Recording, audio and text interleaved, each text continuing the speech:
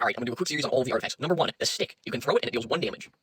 Number 2, the bow. You can buy it from the merchant, and it works similar to the stick. It launches a projectile which deals 2 damage.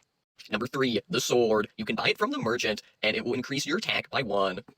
Alright, I'm gonna go after 5, 6, and 7 now because it's a whole armor set. So you have the helmet, the leggings, and the boots. The boots and the helmet give plus 0.5 defense, while the leggings give plus 1 defense. All of these items can only be bought from the merchant.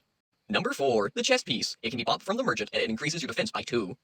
Number 9, the maggot. Form 1 and Form 2. The maggot can be found whenever you loot the farmer's corpse. While in your inventory, the maggot will consume other food artifacts. And during combat, the maggot will drain you for 0.1 health every 3 seconds.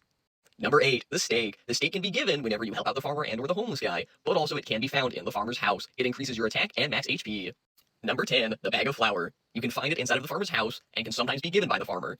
It increases your weight by 5. Forget the numbers, I'm done with that. Now let's go into all of these sellable items. First off, we have the fish. It can be given by the farmer and or the homeless guy and can be sold to the merchant in the forest for 25 gold. And then we have the gold keys. It also can be acquired by the farmer or the homeless guy and will be sold to the woodland merchant for 25 gold piece. Over here we have the sapphire and emerald. These currently cannot be acquired yet. I'm working on that. But these will be sold to the merchant inside of the castle for 30 gold pieces each. Also, I must note that the gold will increase your it increases your weight.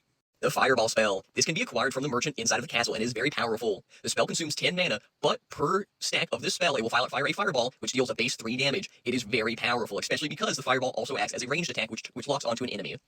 The spell book. It can be bought from the merchant in the castle and increases all magical attack damage by 1. Honestly, I might reduce the price or increase the buff that it gives, because currently it's a little bit overpriced and underpowered.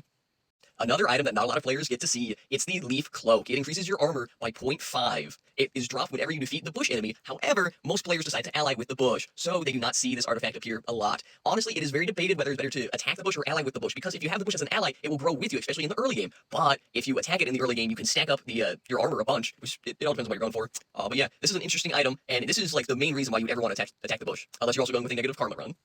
Here's an item most players do not know about. It is the Crux. The Crux has a chance to drop whenever you defeat the homeless boss. The Crux is a very, very powerful artifact, which increases all damage based on how much negative karma you have. But also meaning, if you have too much positive karma, it will impact how much damage you do. This is a very powerful artifact, and not many players ever see this in their run, as the homeless god boss is one of the hardest bosses in the game.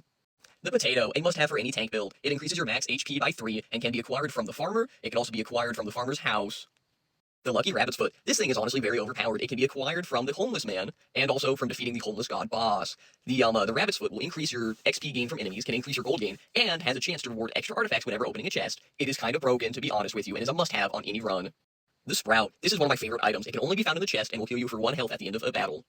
The Shield of Armor. It doubles your total armor, and can be bought for 100 gold pieces from the merchant inside of the castle. Also, I forgot to mention in the last video, but the magic slingshot, can only be bought from the merchant in the castle. Now it's time for the magic slingshot. It doubles your total throw strength, which if you don't know, your throw strength adds additional damage to the stick and bow and any future throwable weapons.